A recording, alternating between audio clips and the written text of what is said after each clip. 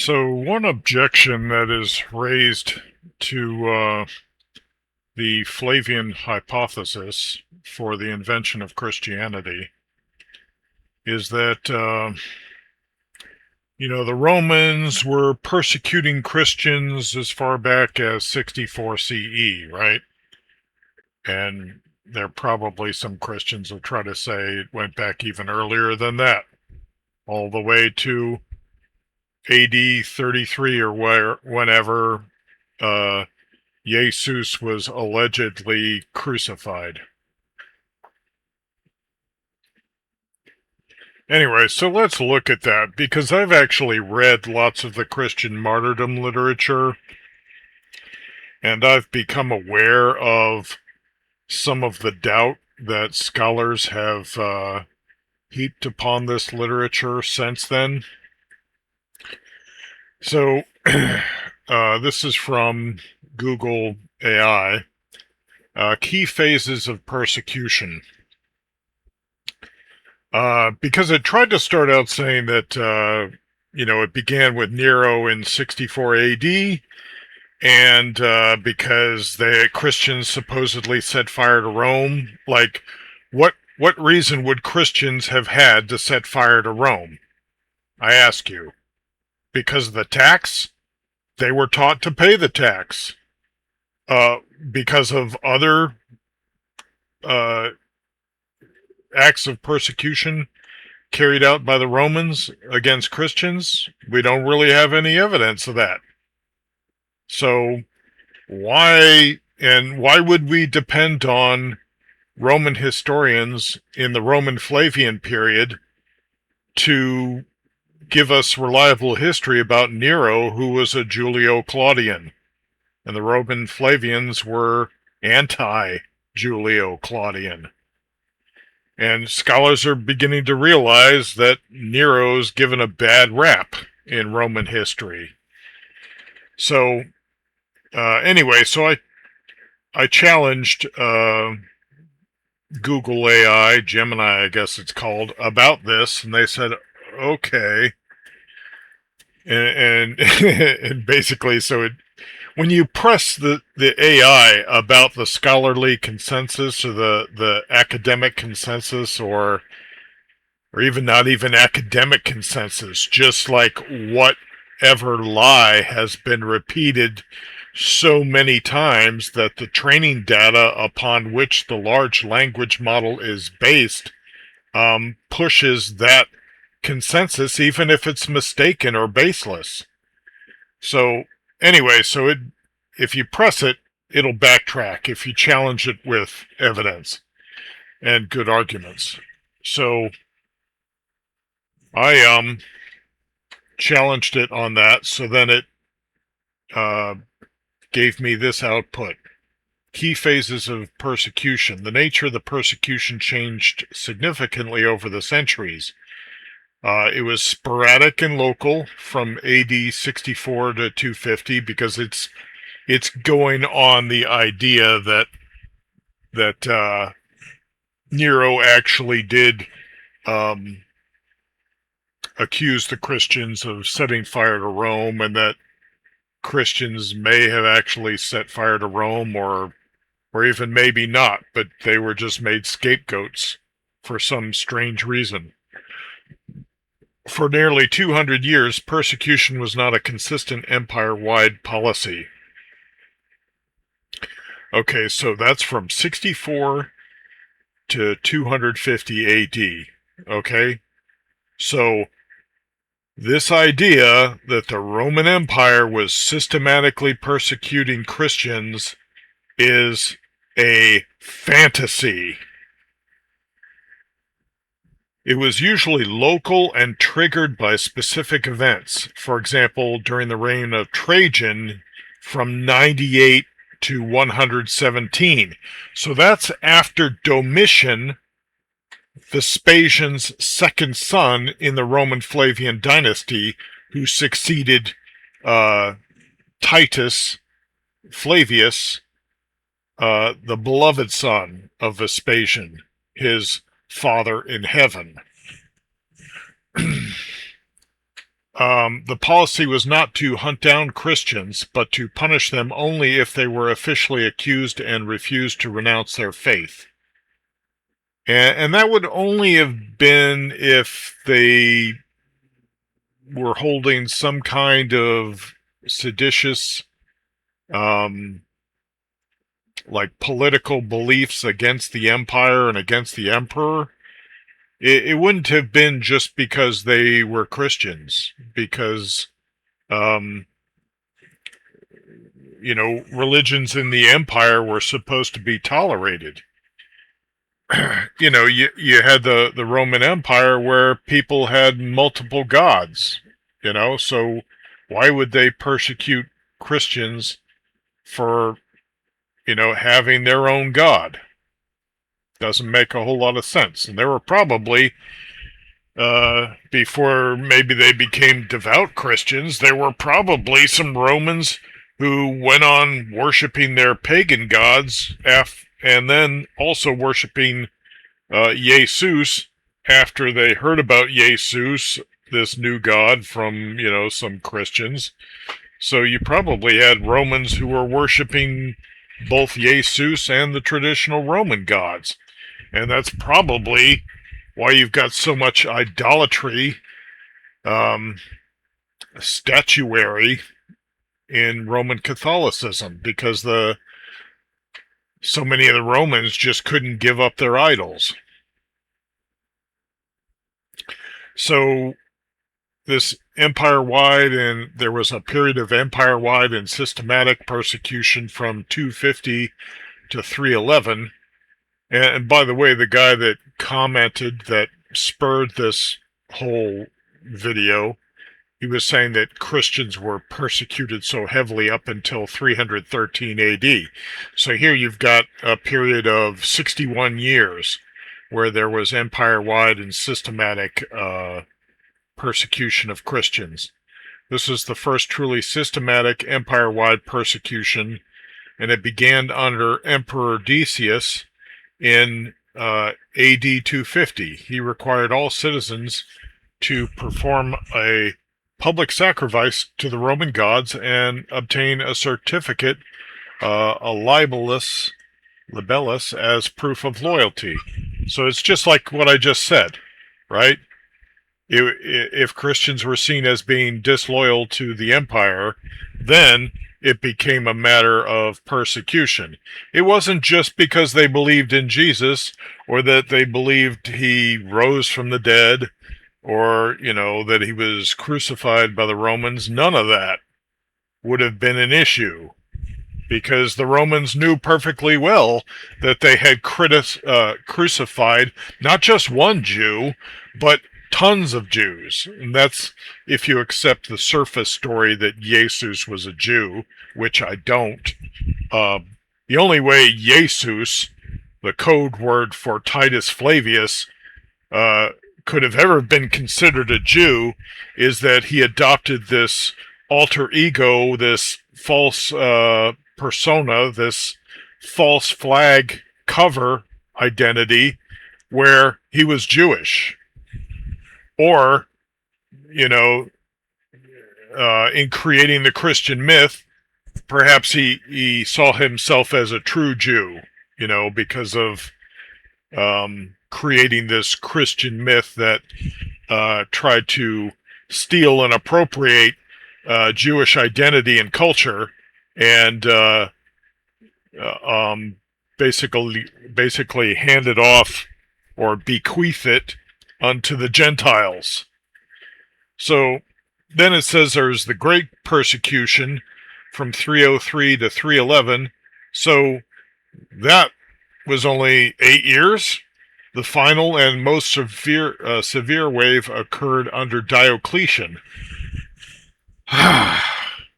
Now, what's very possible is that if there really was this most severe wave of persecution of Christians under Diocletian, that could have been the springboard upon which so much of this Christian martyrdom literature was cooked up. So this was an organized attempt to eradicate Christianity by destroying churches, burning scriptures, and stripping Christians of their legal rights. So,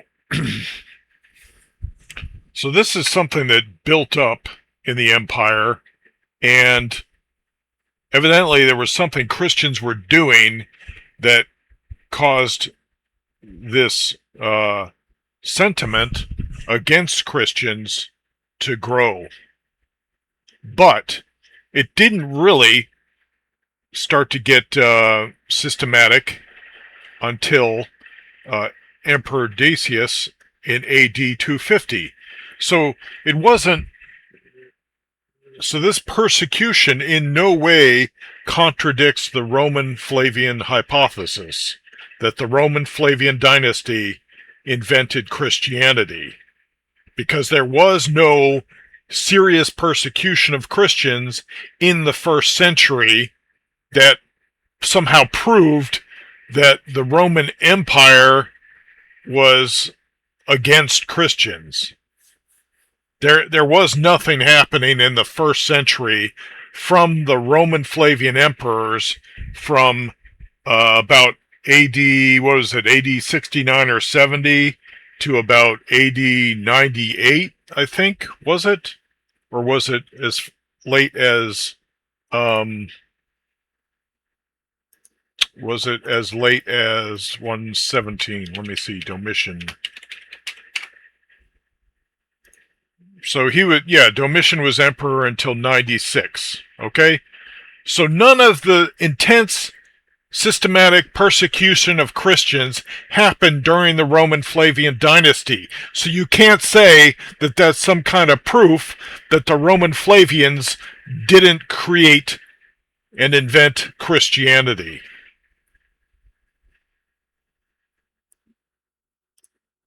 So, continuing. The official persecution ended with the Edict of Milan in AD 313, exactly what the commenter was saying, issued by Constantine the Great and Licinius, which granted full legal toleration to Christianity. So, because of what Gemini initially said about Nero accusing the Christians of setting fire to Rome, my response, this is where I press the AI, I say that is nonsense. This pseudo-history comes from historians under Roman Flavian and succeeding dynasties, not from julio-claudians like Nero. There was zero reason to persecute Christians whose kingdom was not of this world. Let me get rid of that E. Until Rome went to war with Messianic Jews in Galilee and Judea in 69, 70 AD, so that would be 5 or 6 years after Nero allegedly accused the Christians of setting fire to Rome. So, yeah. So then Gemini AI says, you're raising a point that is a major subject of modern scholarly debate. Well, it would have been nice, AI, if you would have admitted that up front, instead of just dumping the consensus on me. The idea that Nero was the first persecutor of Christians is increasingly viewed by some historians as a later construction rather than an immediate historical reality. Yeah, I mean, Nero has been known as the first Antichrist. That's been attributed to him. And I think there are reasons for that are not believed by the scholarly academic consensus at present, which, I think I've gone over that in other videos. One of them would be that Nero converted to Judaism, and I suspect that he was the Simon Bar Giora, the Jewish resistance fighter that Titus Flavius dragged back to Rome for execution, so that Simon Bar Giora becomes Simon Peter, according to church tradition, who was executed by crucifixion upside down. Maybe that means that he wasn't crucified at all. Maybe it means something else. But nevertheless, Simon Peter, according to church tradition, was dragged to Rome and executed there. Or maybe it was just found in Rome and executed there. But we know that Simon Bar Giora is, I don't know what you want to call it, backdated or memorialized at the end of the Gospel of John, when Jesus supposedly provides this prophecy about two of his disciples. I guess the rest didn't even warrant a prophecy, but of John, it says that John will tarry or remain, and that Simon Bar Giora, or rather Simon Peter, will be led about where he does not wish to go, I believe are the words that in the supposed prophecy. But what we know from this is that the Gospel of John is dependent upon Flavius Josephus's The Wars of the Jews. This is not, these disciples, they didn't live another 40 years until the Romans invaded. These two disciples are the same two, Simon Bar Giora and also the other resistance fighter, John, who opposed Titus Flavius when he was laying siege to Jerusalem and to the temple in Jerusalem. And after that Roman conquest basically comes to its end, then we learn about the fates of these two supposedly Jewish, because there's the possibility that these are Roman false flag operators, because the Romans had both spies and scouts in their military, even then in the first century. They weren't just like a bunch of bumbling Keystone cops. The Roman Empire's military was the most systematic and professional army on the face of the earth. I think it can be argued, right? So they weren't out there trying to make mistakes, especially after the Thunderbolt Legion was wiped out in the Beit Horon Pass by supposed Jewish freedom fighters. They wouldn't have been coming to Galilee and Judea to let that happen again. So the scholarly debate on Neronian persecution. The problem of sources. You are correct that the most famous account of Nero blaming Christians for the Great Fire comes from, of course, Tacitus. And if you kind of want to get an idea what sort of historian Tacitus was, especially when it comes to Jews, you can read some of the things that he has to say about Jews and the Jewish people. Real anti-Semitic stuff. And this is the guy that Christians are leaning upon for their histories, because Christians are so pro-Jewish. So, let's see. So Tacitus was writing roughly 50 years after the event during the reign of Trajan. During the reign of Trajan? Oh, he's saying that Tacitus was writing during the reign of Trajan? Is that true? I thought he would have been writing during the Roman Flavians. But he says some scholars, most notably, because Trajan would have been after the Roman Flavians, some scholars, most notably Brent Shaw, argue that Tacitus may have been projecting his own time's hostility toward Christians back into Nero's reign to create a more compelling narrative of Nero's tyranny. And that's something that I think would have happened during the Roman Flavians. So, lack of contemporary evidence, apart from Tacitus and a brief, non-specific mention in Suetonius, there are no contemporary Roman or even Christian records from the 60s AD that describe a state-sanctioned hunt for Christians.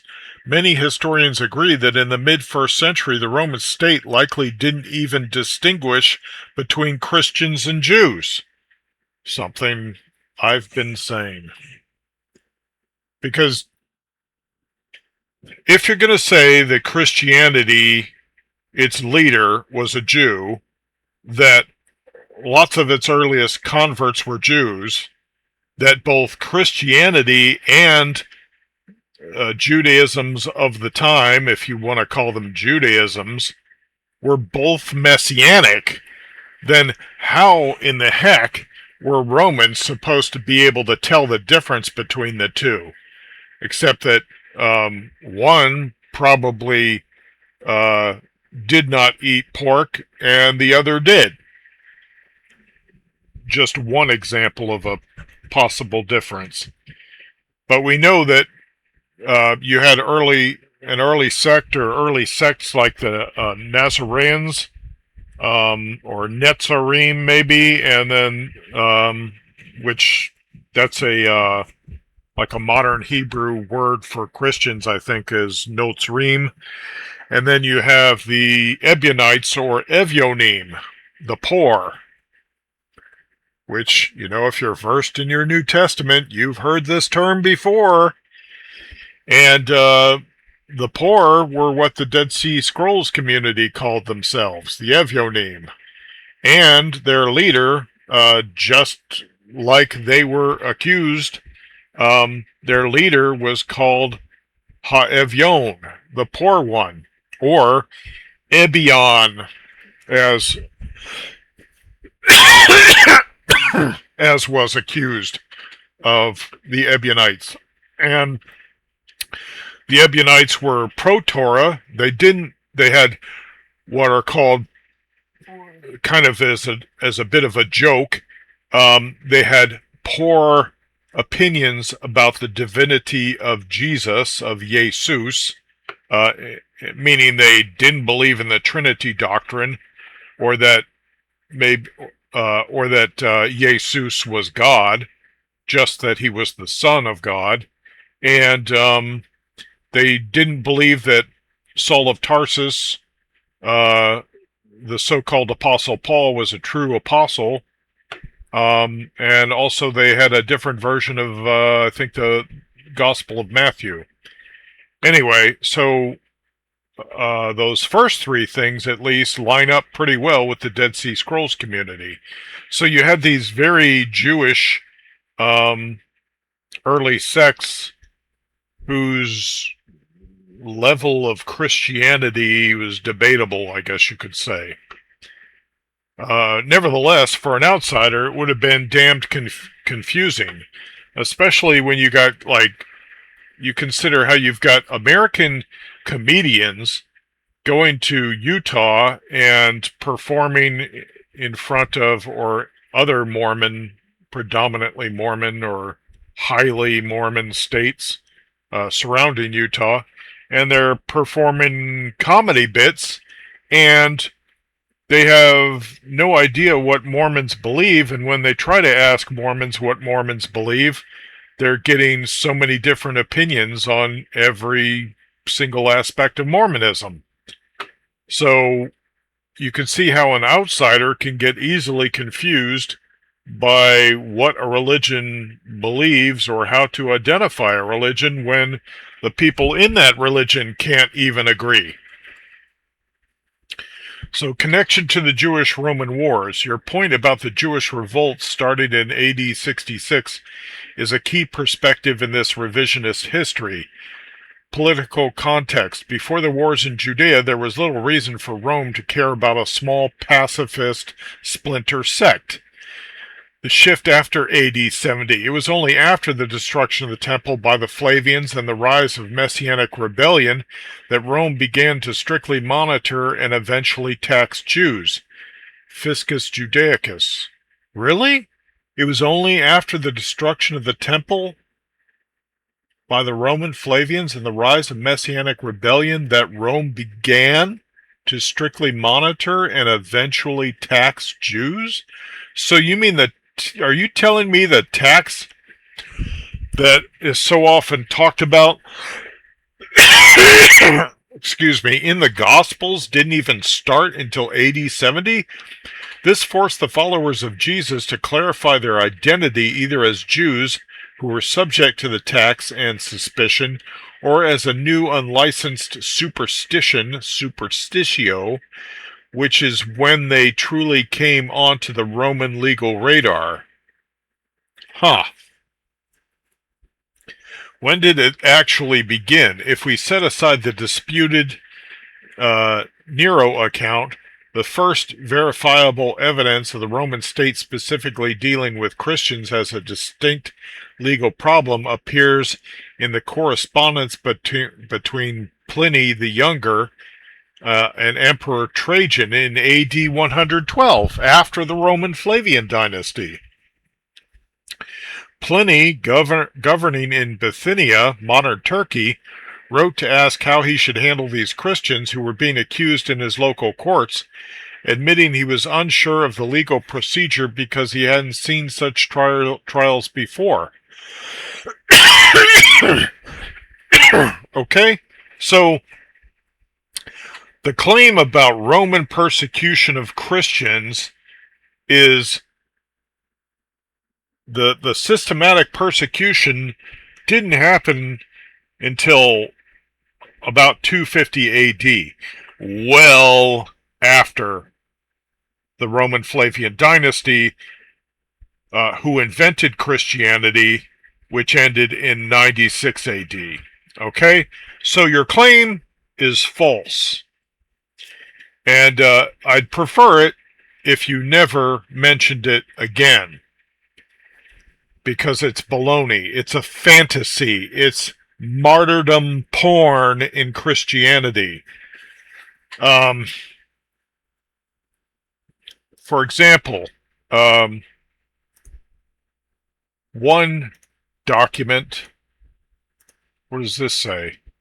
Okay, so we've got the one piece of early Christian literature called The Passion or the Suffering of Perpetua and Felicitas, or Felicity here it says, that these were martyrs of the 3rd century. So that would be like sometime, here it says 203, 182 to 203.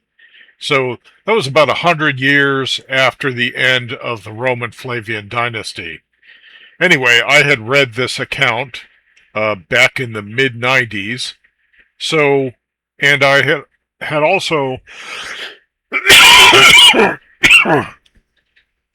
while the Wikipedia entry acts like it's all, 100% truth, I had heard recently that scholars were beginning to doubt the passion of Perpetua and Felicitas. So what does Google AI say about that? It says scholars have long debated the passion of Perpetua and Felicitas, not necessarily by questioning whether these martyrs existed, but by scrutinizing the nature of the text, its authorship, and the potential for later editorial manipulation. While traditionally viewed as a first-hand, authentic prison diary, modern scholarship has introduced several layers of doubt. Key areas of scholarly debate include Montanist influence. Many early readers and modern scholars have questioned whether the text was influenced by Montanism, a 2nd century Christian movement that emphasized new prophecy, visions, and voluntary martyrdom. So you see where this martyrdom value begins to bubble up. See, the Torah and obeying the Torah's commandments if you choose to obey Torah, according to Moses, you're choosing life. Torah is a lifestyle. It is not a death style. It's not until you get these wackadoodle Gentile religions that you start to see this value of martyrdom crop up. Because these people with their ineffectual lives where they have nothing to lose and everything to gain in heaven, they begin to believe that they need to die the same way that Jesus allegedly died, that they need to follow in a path of, their Messiah. And that's why church tradition starts telling you that all of the 12 disciples, except for maybe John, died in some horrific way, and you can even get like a list of that. I used to have one. I don't know where. I'm sure I probably don't have it anymore. I suspect that the source of that list comes from Eusebius's Ecclesiastical History, but I don't know for sure.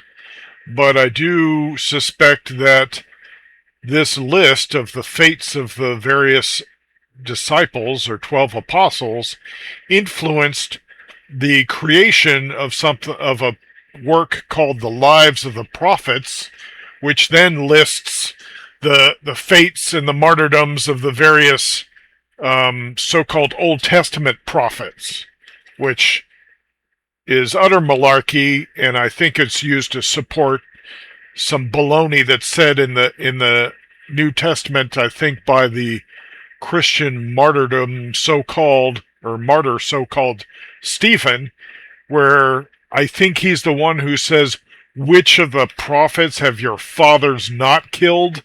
It's like, get real, dude. You don't even know what you're talking about. Like, the only community that was preserving the words of the prophets was the Jewish people.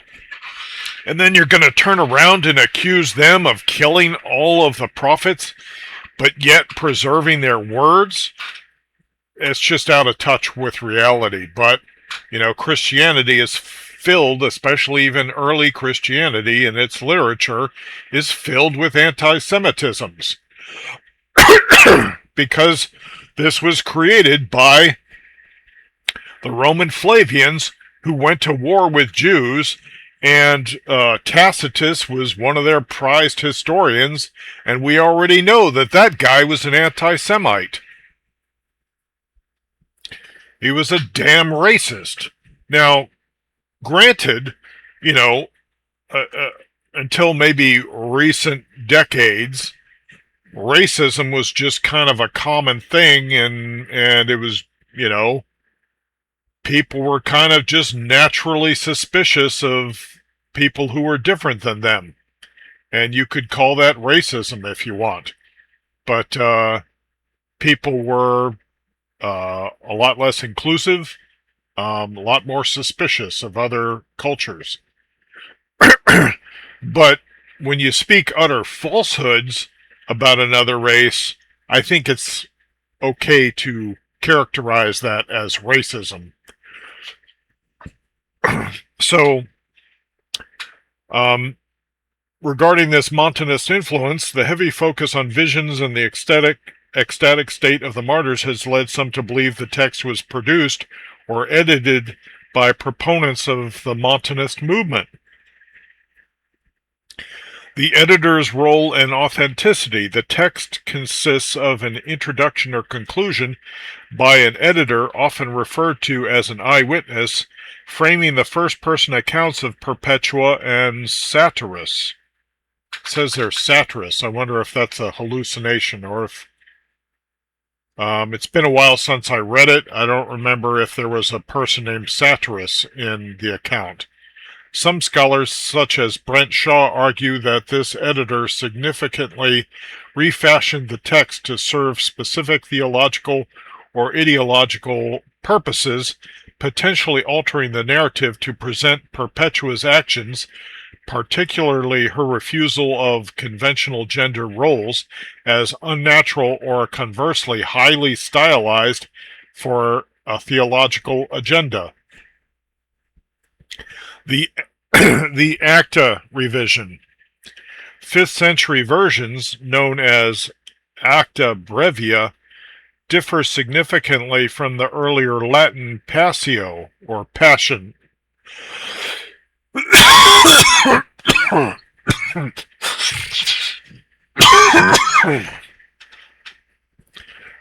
These later accounts change the details of the deaths, describing the martyrs as killed by lions rather than by a gladiator, suggesting that the story was heavily revised over time to meet the needs of later church debates, such as those with the Donatists. Concerns about literary fabrication. Some, such as Ellen Muehlberger and other researchers, have challenged the idea that the account is a direct, unfiltered diary, pointing out that arguments for its authenticity often lack independent support. Questions have been raised about the stylistic sophistication of the writing, with some arguing it fits better within a rhetorical work rather than a raw, authentic document. Doubt on dating and context. While traditionally dated to 203 AD, the exact dating relies on a proconsul named in the text who is not definitively verified in other historical records. Additionally, some scholars argue that the editor may have modified the story to frame the martyrdom within the context of specific or perhaps localized persecution rather than a broad empire-wide crackdown. Despite these debates, many scholars still consider the core of the document, particularly chapters 3 through 10, the diary entries, to be one of the earliest, if not the earliest, examples of a first-person account by a Christian woman. Nevertheless, even if that's the case, 203 AD, that's over 100 years after the Roman Flavian dynasty, so that does not disprove in any way the Roman Flavian hypothesis about the invention of Christianity.